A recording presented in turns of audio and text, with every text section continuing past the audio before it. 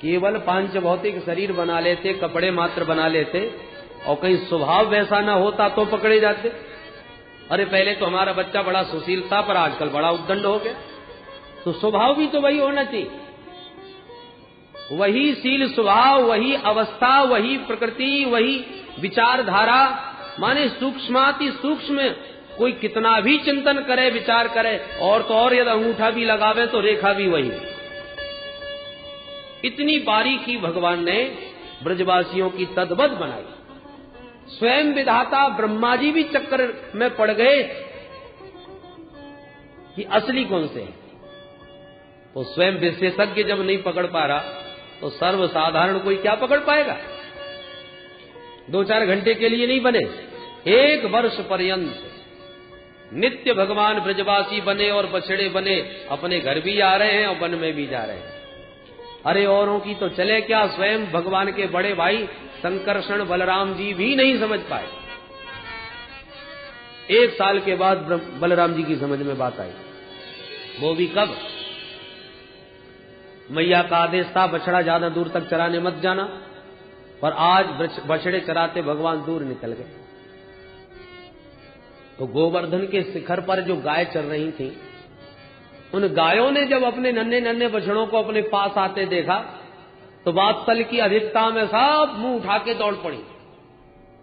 अब जो बड़े बड़े ग्वाला थे वो सब लाल पीले हो गए। इन बच्चों को कितना समझा के लाए थे कि बछड़े इतने दूर तक मत लाना, अब सब गैया जाके चुखा जाएंगी। तो लाल पीले हुए सबरे ग्वाला ले ले डंडा दौड़े। अब इन बच्चों की खबर अभी लेते हैं। गाय भाग रही है मुंह उठा करके और ग्वाला डंडा लिए उन बच्चों को डांटने के लिए, मारने के लिए, दंड देने के लिए दौड़ रहे। पर जैसे आए गायों ने बड़े बड़े बछड़ों को भी दूध पिलाना प्रारंभ कर दिया, और जो मारने के लिए डंडा लिए आ रहे थे वो बच्चों को गोद में लेके खिलाने लग गए। सब क्रोध भूल गए। बोल वृंदावन बिहारी लाल की जय। पूज्य श्री ब्रह्मचारी जी महाराज की जय। नारायण नारायण नारायण, श्रीमन नारायण नारायण नारायण, भजमन नारायण नारायण नारायण, भजमन नारायण नारायण नारायण, लक्ष्मी नारायण नारायण नारायण, लक्ष्मी नारायण नारायण नारायण, लक्ष्मी नारायण नारायण नारायण, लक्ष्मी नारायण नारायण नारायण, बद्री नारायण नारायण नारायण, बद्री नारायण नारायण नारायण, सत्यनारायण नारायण नारायण, सत्यनारायण नारायण नारायण, श्रीमन नारायण नारायण नारायण, श्रीमन नारायण नारायण नारायण। वो लक्ष्मी नारायण भगवान की जय। दाऊ जी ने जब ये प्रेम की विचित्र स्थिति देखी कि भाई गायों का बछड़ों में प्रेम होता है, खूब देखा है, पर इतना प्रेम कभी नहीं देखा हमने आज तक कि गायों ने जहां एक झलक अपने बछड़ों की देखी तो बिना मार्ग देखे एकदम उठा के दौड़ पड़ी पहाड़ से।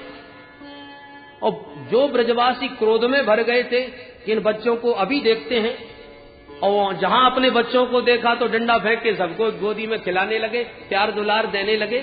आजकल तो ऐसा लग रहा है जैसे प्रेम की बाढ़ आ गई हो वृंदावन में। तब दाऊ जी ने अपनी दिव्य दृष्टि से जरा ध्यान लगा के देखा कि आजकल इतना प्रेम क्यों उमड़ रहा है। तो जिसका ध्यान करें उसी में कन्हैया मुस्कुरावे। बछड़ों को देखें अपनी दिव्य दृष्टि से तो बछड़ों में भी कन्हैया, ग्वालों को देखें तो ग्वालों में भी कन्हैया। तब दाऊ जी को शंका भई, अरे पहले तो मैं अपनी दिव्य दृष्टि से देखता था तो किसी में किसी संत का दर्शन होता था, किसी में किसी देवता का दर्शन होता था, और आज सब में एक ही एक कन्हैया क्यों नजर आ रहे। एकांत में हाथ पकड़ के गोविंद के पास दाऊ जी आके बोले, भैया कन्हैया ये क्या लीला है, नैते सुरेशा ऋषयो न चैते त्वमेव भासी सविदाश्रयेति। अरे कन्हैया, न तो आज कोई देवता नजर आता है इनमें, न कोई ऋषि मुनि का दर्शन होता है, मुझे सब में त्वमेव भासी, तुम ही तुम दिख रहे हो, ये क्या चक्कर है? तब गोविंद मुस्कुरा के बोले, दाऊ भैया 1 साल से सब में ही बना घूम रहा हूं। क्या मतलब? तो वो सब बछड़े और ब्रजवासी कहाँ हैं? बोले वो तो सब ब्रह्मलोक में आराम कर रहे हैं। तब पूरा रहस्य दाऊ जी को प्रभु ने समझाया। दाऊ जी ने कहा गजब हो गया, साल भर होने को आ गया, हमको पता ही नहीं। तो सोचिए, जब संकर्षण प्रभु को पता नहीं चला तो अन्य सर्वसाधारण क्या समझ पाते? जो बड़े बड़े बछड़े हो गए थे, घास खाने लगे थे, भूसा खाने लगे थे, तो गाय प्राय उनको दूध पिलाना फिर बंद कर देती है। पर आजकल गायों ने बड़े बड़े बछड़ों को भी दूध पिलाना प्रारंभ कर रखा है। ऐसी विचित्र प्रेम की स्थिति देखकर दाऊ जी को आज बात समझ में आई। उधर ब्रह्मा जी को लगा चल के देखूं क्या हाल है। जो वृंदावन में आए ब्रह्मा जी, तो वे ब्रजवासी, वे बछड़े, वे कन्हैया और वे खाने पीने के ढंग।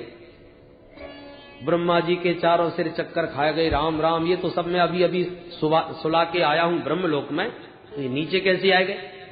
फिर दौड़ करके ऊपर गए, ऊपर सब सोते नजर आए। फिर दौड़ के नीचे आए तो नीचे भी सब खेलते नजर आए। अब ब्रह्मा जी के चारों सिर चक्कर खा गए, इनमें असली कौन से और नकली कौन से? सत्या के कतरे नेति ज्ञातुम नेष्ठे कथंचन।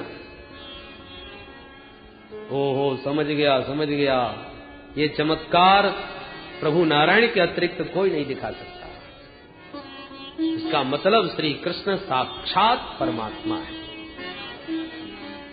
अरे राम राम, परम पिता प्रभु की मैंने परीक्षा ली। अरे भाई, बड़े लोग छोटों की परीक्षा लेते हैं, गुरुदेव शिष्य की परीक्षा लेते हैं, हैं? शिष्य को क्या योग्यता है, क्या अधिकार है जो गुरु जी की परीक्षा ले ले? मैंने प्रभु नारायण की परीक्षा ली, चलो माफी मांगना चाहिए, गलती बहुत बड़ी हो गई। परमात्मा जिज्ञासा के विषय हो सकते हैं, परीक्षा के नहीं। अथातो ब्रह्म जिज्ञासा, जानने की इच्छा तो आप कर सकते हो, परमात्मा की परीक्षा की क्या योग्यता है हमने? भगवती सती जी ने परीक्षा ली, उसका क्या परिणाम हुआ? रावण ने परीक्षा ली तो क्या परिणाम निकला? अरे स्वयं परीक्षा लेने वाले ही चक्कर में पड़ जाते हैं।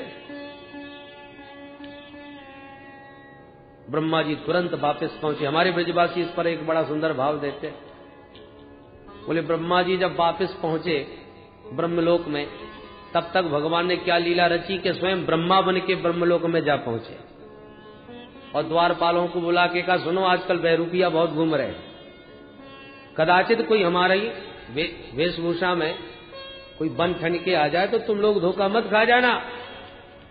और यूं समझा कि भगवान आराम करने भीतर चले गए, गद्दी पे बैठ गए। अब असली ब्रह्मा जी बेचारे विचार मग्न, गाड़ी पर हाथ घुमाते जैसे भीतर घुसे, द्वारपालों ने तुरंत रोक दिए। ए बाबा, कहां मुंह उठाए चले जा रहे हो? ब्रह्मा जी अपने सेवकों की ये ऐसा व्यवहार सेवकों का देख करके आश्चर्यचकित हो गए। अरे अपने मालिक को नहीं पहचानते, हमको हमारी घर में रोकते हो? द्वारपाल हंसने लगे, देखो देखो अपने को ब्रह्मा जी समझ रहे। अरे सुनो, ज्यादा होशियार मत बनो, हमारे मालिक हमें सब समझा चुके हैं, हम धोखे खाने वाले में नहीं है। भलाई चाहो चुपचाप चले जाओ, बहुत जानते हैं तुम जैसे बहरूपियाओं को। अब ब्रह्मा जी की धड़कन तेज हुई, हे भगवान ये कैसी बातें कर रहे? अरे मैं विधाता ब्रह्मा हूं। बोले हाँ हाँ, सब ऐसा ही बोलते हैं, हमारे महाराज पता है कब से आके आराम कर रहे हैं, तुम अपने को ब्रह्मा समझ रहे? ओहो, तो कोई अंदर भी बैठा हुआ है। ध्यान लगा करके देखा ब्रह्मा जी ने, तो ध्यान में भगवान प्रकट होके बोले, कहो बाबा कैसी रही? तुमने हमारे ग्वाला चुराए, हमने तुम्हारी गद्दी ही चुराई। ओहो, तो ये प्रभु की ही लीला है। अब तो भलाई इसी में है कि हाथ जोड़ लो। द्वारपालों के हाथ जोड़ के ब्रह्मा जी बोले, बस भैया अंदर वाले ही असली हैं, हमको तो तुम डुप्लीकेट समझ लो, पर कम से कम उनका दर्शन तो करवा दोगे। द्वारपाल बोले, आ गए ना अपनी औकात पर, पहले नहीं कह पाते थे, अपने को ब्रह्मा ही बता रहे थे, चुपचाप खड़े रहिए, मालिक की आज्ञा होगी तो जरूर मिल पाएंगे। ब्रह्मा जी को दरवाजे पर ही छोड़कर सेवक भीतर गए। सरकार बड़ी कृपा करी जो आपने हमको पहले ही समझा दिया, नहीं हम तो बड़े चक्कर में पड़ जाते। क्या हुआ? बोले महाराज ये खड़ा है नकली, बिल्कुल आपका ही प्रतिरूप। हम तो चक्कर में पड़ गए कि ये कौन है, पर आपने समझा दिया था इसलिए हम धोखा नहीं खाए। बाहर खड़ा कर रखा है, परंतु सरकार वो आपसे मिलने को बहुत गिड़गिड़ा रहा है। भगवान बोले अच्छा तो ले आओ, भेज दो अंदर। द्वारपाल बाहर गए, हाथ पकड़ के बोले चलिए महाराज ने याद किया है। पकड़ करके जैसी भीतर लाए तब तक भगवान अंतर्धान हो गए। ब्रह्मा जी बड़े लज्जित, मेरी सेवकों से मेरी बेइज्जती करा के चले गए, पर गलती हमारी है भाई। तुरंत सारे बछड़े ब्रजवासियों को वापस लेके ब्रह्मा विधाता वृंदावन धाम पधारे और आते ही भगवान के श्री चरणों में साष्टांग दंडवत किया। असली ब्रजवासियों बछड़ों को आता देख भगवान ने अपने नकली रूप सब अदृश्य कर दिए। ब्रह्मा जी को चरणों में पड़े जब ब्रजवासियों ने देखा तो बोले ओरे कन्हैया ये चौमुआ कौन आ गए हो? तब से उस क्षेत्र का नाम चौमुआ हो गया। दिल्ली से मथुरा जाने से थोड़ा पहले चौमुआ मिलता है कस्बा। ब्रह्मा जी यार चारों मुखों से प्रभु की स्तुति करते हुए 40 श्लोकों में महिमा गाए। नौमीड्यते भ्रवपुषे तडिदंबराय गुंजावतंस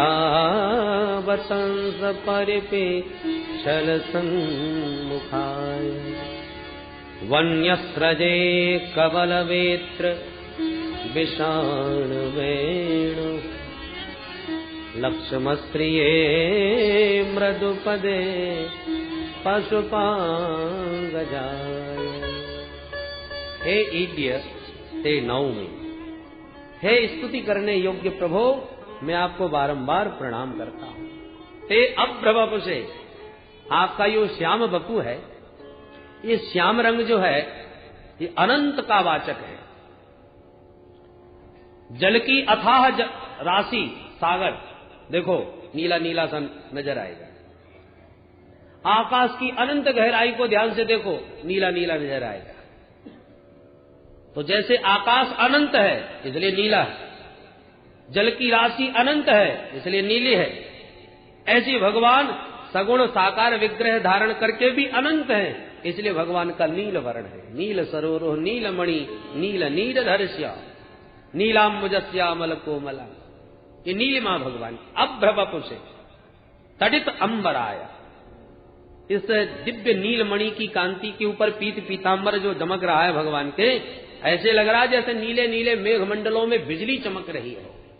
तडित अंबराय, प्रभो आपके कंठ में ये गुंजा की माला, सिर पर सुंदर मोर का पंख, आपकी 4 भुजाओं में कवल वेत्र विषाण वेणु, एक हाथ में डंडा, एक हाथ में भोजन का ग्रास, एक हाथ में बंसी, एक हाथ में श्रृंगी।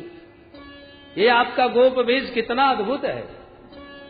ऐसे हे नंद नंदन कृष्ण, आपके श्री चरणों में मेरा बारंबार प्रणाम है। पशुपांग जाय, विद्वानों ने इसके बड़े अर्थ किए। पशून पाति इति पशुपः नंदः तस्य अंगात जातः पशुपांगजः तस्मै पशुपांगजाय श्री नंद नंदनाय। पशुओं का जो पालन करते हैं वो पशुप, कौन? श्री नंद बाबा। और नंद बाबा के अंग माने पुत्र बन के आप प्रकट भय हो, इसलिए हे पशुपांगजाय। अथवा पशुपानाम गोपानाम गजाय मुख्याय पशुपांगजाय, ग्वाल बालों में आप इस गोकुल में श्रेष्ठ गोप बन के विभूषित हो रहे हो, ऐसे हे गोविंद आपको मेरा प्रणाम। अथवा पशु नंदिनः पांति रक्षन्ति इति पशुपो महादेव,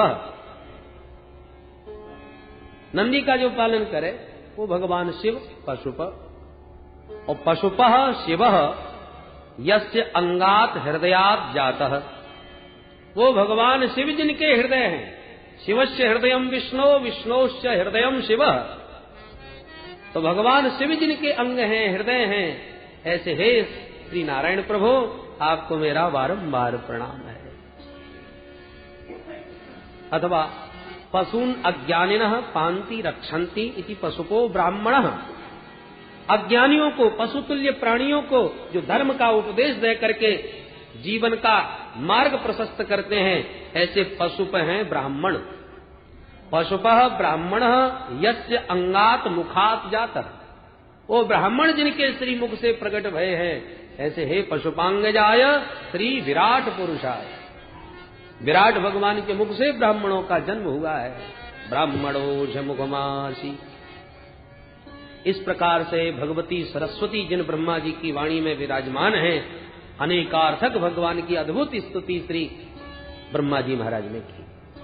ब्रह्मा जी कहते हैं, प्रभु ये पांच भौतिक शरीरों का निर्माण मैं करता हूं, पर आपका शरीर मैंने नहीं बनाया, इसलिए आपका शरीर पंचभूतात्मक नहीं है। तो कैसा है? अस्यापि देव वपुषो मदनुग्रहस्य स्वेच्छामयस्य न तु भूतमयस्य कोटि। आपका शरीर पंचभूतात्मक नहीं, अपितु स्वेच्छामयस्य। आप अपनी मर्जी से आते हो, जब आना हो तब आए, जब जाना हो तब गए। इसलिए हम लोगों का जन्म मरण होता है, पर परमात्मा का आना जाना, इसलिए उनको अवतार कहते हैं। अवतार का मतलब अवतरणम। निज इच्छा निर्मित तनु माया गुण गोपाल। हम कर्म बंधनों में बंध करके परवश होकर जन्म लेते हैं, और भगवान स्ववश निज इच्छा से जब चाहे तब चले आए। जैसे कि जन्म में और अवतार में क्या अंतर है? एक कोई सज्जन घूमते हुए अपने मस्ती में जा रहे थे कि दिखाई नहीं पड़ा और गड्ढे में गिर गए, कुएं में गिरे। तो अब चिल्लाए, बचाओ बचाओ भैया। चीख रहा था कि एक सज्जन को सुनाई पड़ गई आवाज। उसने देखा, अरे राम राम, कोई व्यक्ति गिरा हुआ है। सज्जन थे, तुरंत एक लंबी सी रस्सी कमर में बांधी और दूसरा चोर बाहर बांधा, और धीरे धीरे रस्सी के सहारे वो उतर के नीचे पहुंच गया।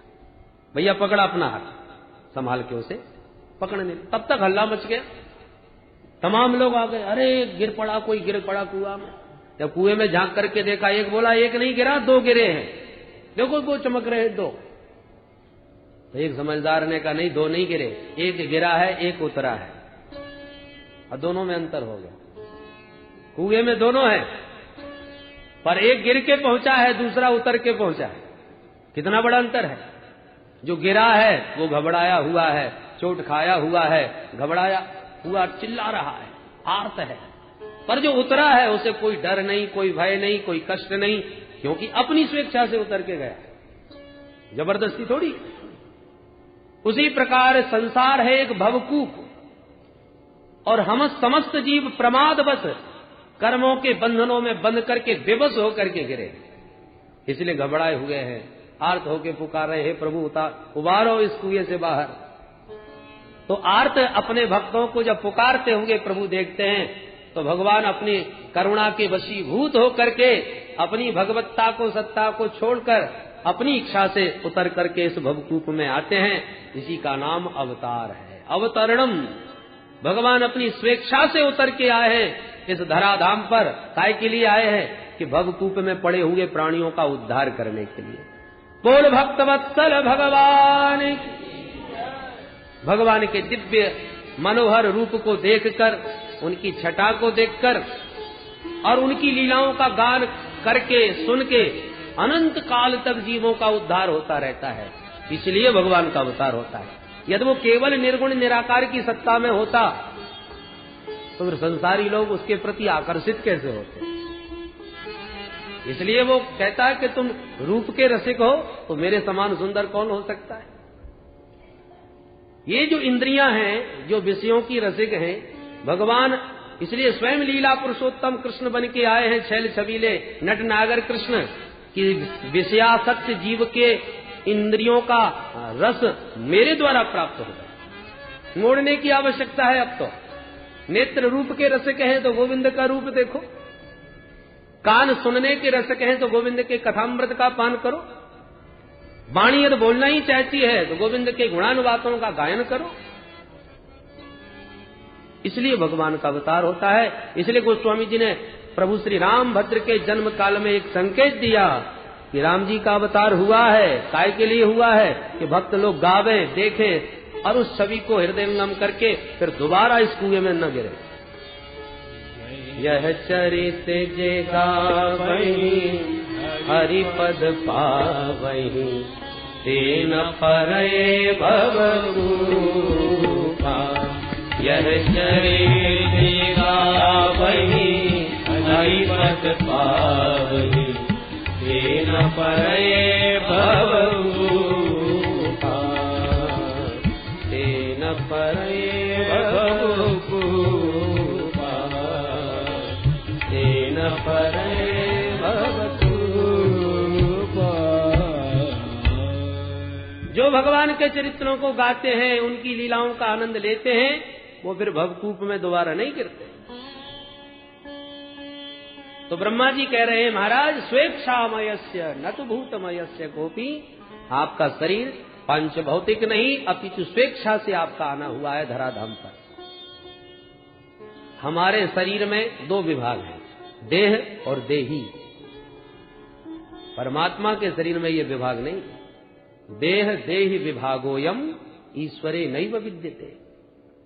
भगवान का तो संपूर्ण शरीर चिन्मय है।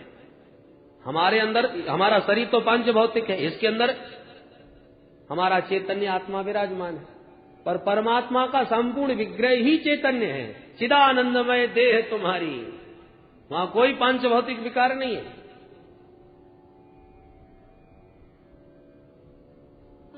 तो वही चैतन्य आत्मा जब मूर्तिमान विग्रह बन के सामने विराजमान है, इसलिए बड़े बड़े योगींद्र मुनींद्र संत सन्यासी जो समाधि में उस ब्रह्म का अनुभव करते थे, जब आंखों के सामने कृष्ण को देखते हैं तो ब्रह्म चिंतन भूल जाते हैं, क्योंकि वही ब्रह्म आज सगुण साकार बन के आंखों के सामने आ गया तो हठात उनका चित्त उधर खिंच जाता है। बड़े बड़े संत वर्णन आता है कि जब राम जी महाराज दंडकारण्य में विचरण कर रहे थे तो बड़े बड़े सिद्ध कोटि के संत भी राम जी के रूप को देखकर दीवाने हो गए, जिन्होंने अपनी दुर्वासनाओं को, अपनी इंद्रियों की विषयानुरागता को भस्मीभूत कर दिया है तपोबल से, परम जितेंद्रिय।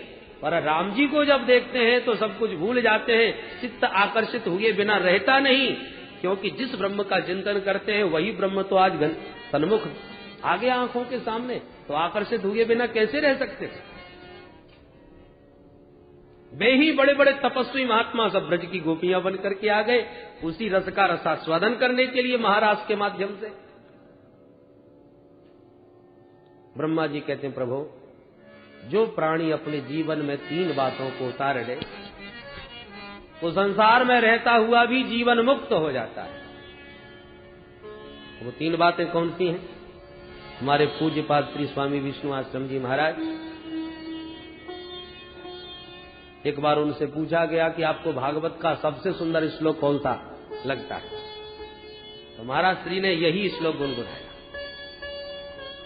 यदि इस श्लोक को हृदयंगम कर लिया जाए तो प्राणी जीवन मुक्त हो जाए। वो तीन बातें कौन कौन सी? तत्तेनुकंपां सुसमीक्षमाणो भुञ्जानैवात्मकृतं विपाकम् हृद्वाग्वपुर्भिर्विदधन् नमस्ते जीवेत यो मुक्तिपदे सदाय भाति। सा मुक्तिपदे दाय भाग भवति। इन तीन सूत्रों को जीवन में उतार लो तो आप मुक्ति पद के उत्तराधिकारी हो जाओगे। मुक्ति पद का अधिकार तुम्हें जीते जी प्राप्त हो जाएगा। मरणोपरांत कहां जाओगे ये कोई पूछने नहीं आएगा, न किसी को टेलीफोन करके आप बता पाओगे कि आजकल हम यहाँ हैं। परंतु ब्रह्मा जी कह रहे हैं कि इन तीन सूत्रों को हृदयंगम कर ले, जीवन में व्यवहार में उतार ले, तो वो संसार में रहता हुआ ही मुक्त हो जाएगा। पहला सूत्र, तत्तेनुकंपां सुसमीक्षमाणः तब अनुकंपाम सुसमीक्षमा। आपकी अनुकंपा को, आपकी कृपा को अच्छी तरह जिसने अपने हर जीवन की घटना में अनुभव करना सीख लिया हो, इसलिए दो दो उपसर्ग लगाए, सु और सम। ईक्षमाण नहीं कहा कि भगवान की कृपा को देखो, ईक्षमाणा माने देखना, इतने से काम चल सकता था, पर ना, केवल समीक्षमाणा भी नहीं कहा, सुसमीक्षमाण, दो दो उपसर्ग लगाए, सु और सम। और दो दो उपसर्ग कब लगाए जाते हैं? जब बहुत बल देना हो अर्थ पर। ये जल एकदम शुद्ध है, बात पूरी हो गई, पवित्र है, पर ये जल अत्यंत विशुद्ध है, बात तो वही हुई। उपसर्ग का प्रयोग लगा करके ज्यादा शुद्धता पर बल दे दिया, शुद्ध नहीं कहा, विशुद्ध। जैसे राम जी जब वन को जा रहे थे तो श्री सुखदेव जी महाराज ने क्या कहा? त्यक्त्वा नहीं कहा। अयोध्या का साम्राज्य सुख साधारण नहीं है। बड़े बड़े देवता जब अयोध्या का वैभव देखते थे तो दंग रह जाते थे कि ऐसा वैभव तो स्वर्ग में भी नहीं है जो सम्राट दशरथ जी के यहां है। पर उस वैभव को राम जी महाराज ने त्यक्त्वा सुदुस्त्यज सुरेप्सित राज्य लक्ष्मी, सुदुस्त्यज राज्य लक्ष्मी कहा। सुदुस्त्यज जिसका त्यागना एकदम कठिन, बड़े बड़े सुरेप्सित देवता भी जिसकी अभिलाषा कर रहे हैं, और उस वैभव को राम जी बड़ी सहजता से त्यक्त्वा, त्याग करके चले। त्यागना कठिन, बहुत कठिन है। अरे फूस की झोंपड़ी भी हो तो छोड़ने में कष्ट होता है कि बताओ इतनी जमीन बर्बाद जा रही है, हम जब चले जाएंगे तो कौन संभालेगा इसे। यहां तो अयोध्या का वैभव है, इसलिए श्री सुखदेव जी ने कहा सुदुस्त्यज राज्य लक्ष्मी, दुस्त्यज नहीं, सुदुस्त्यज। ऐसे यहां पर सुसमीक्षमाण, बहुत अच्छी तरह उसकी निरंतर समीक्षा करते रहो भगवान की कैसी कृपा। भगवान कभी किसी पर कृपा करने के बाद कहने नहीं आएंगे कि हमने तुम पर कृपा करी। ये आपको अनुभव, और कोई भी संसार में जो दयालु होते हैं, कृपालु होते हैं, वो वास्तव में यदि किसी का हित करें तो अपने मुंह से कभी नहीं कहेंगे हमने तुम्हारा भला किया। वो तो जिसका भला हुआ है वही अनुभव करे तो अच्छी बात है। सज्जन पुरुष कभी नहीं बताते, पर परमात्मा तो अत्यंत कृपालु है, वो तो प्रति क्षण कृपा वृष्टि कर रहे हैं। जीव अनुभव करे तो करे, परमात्मा किसी को कहने नहीं आएंगे। इसलिए कहते हैं सुसमीक्षमाण, आप ही उसकी निरंतर समीक्षा करो। भगवान की कृपा वृष्टि न हो रही होती हमारे ऊपर तो क्या इस बैसाखी के पर्व पर मां गंगा के तट पर इस प्रकार हम बैठ करके कथामृत का रसास्वादन कर पाते? बहुत से लोग चाहते हैं हम भी सुनेंगे, अब की बार हमने भी प्रोग्राम बनाया, छुट्टी भी ले रखी है, और इसके बाद जब ठाकुर जी की कृपा न हो गए तो ऐन वक्त पर ऐसी ऐसी समस्याएं आती हैं कि अपने आप ही सब छुट्टियां धरी रह जाती हैं। इसलिए भगवान की कृपा के बिना आना ही संभव नहीं। यह सर आवत अति कठिनाई, राम कृपा बिनु आव न जाए। तो राम जी की कृपा ने खींच के हमको यहाँ बुला लिया, और ये अंबर एक तरफ भागीरथी गंगा, दूसरी ओर भागवती गंगा, और दोनों का अवगाहन करके हम आनंद ले रहे हैं। ये भगवान की कृपा के बिना संभव है क्या? तो कृपा हुई उसको नहीं, जो हो रही है प्रतिक्षण उसकी निरंतर समीक्षा करते रहो। बात टेढ़ी है, जल्दी से हृदयंगम होती नहीं, क्योंकि हम लोगों का स्वभाव है यदि हमारी इच्छा के अनुकूल सब कुछ हो रहा है तब तो हम मान लेंगे भगवान की बड़ी कृपा है, और कदाचित इच्छा के विरुद्ध कुछ हो गया तो भगवान की कृपा मानना तो दूर रहा, कभी कभी भगवान को गालियां तक देने लगते हैं।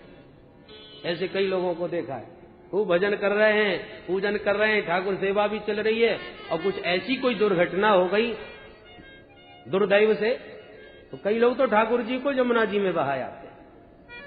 इतना भजन करता हूं, जब कर रहा हूं, मेरे साथ ऐसा हुआ, मैंने क्या बिगाड़ा था किसी का? लो, इसलिए ये टेढ़ी खीर है। सुसमीक्षमाणा, बहुत विचार करोगे तो कृपा समझ में आएगी। जैसे एक मंत्री जी थे, बड़े भक्त हृदय, हमेशा कहते थे भगवान जो करते हैं सो बढ़िया करते हैं। पर एक दिन राजा साहब की अंगुली कट गई। मंत्री जी बगल में ही खड़े थे। उन्होंने उपचार तो किया, पर सहानुभूति प्रकट करते करते अचानक मुंह से निकल गया, महाराज भगवान जो करते हैं सो बढ़िया ही करते हैं। अब राजा का तो माथा खराब हो गया, मेरी अंगुली कट गई और मूर्ख कह रहा है भगवान ने बड़ा अच्छा किया। राजा इतने नाराज हो गए, बंदी बनाओ इस मूर्ख को, मेरी अंगुली कट गई और ये कहता है भगवान ने अच्छा किया। बंदी बना के बेचारे मंत्री जी जेल में डाल दिए। दूसरे दिन राजा मिलने पहुंचे, कहो मंत्री जी, बोले सरकार भगवान जो करते हैं बढ़िया ही करते हैं। ठीक है पड़े रहो।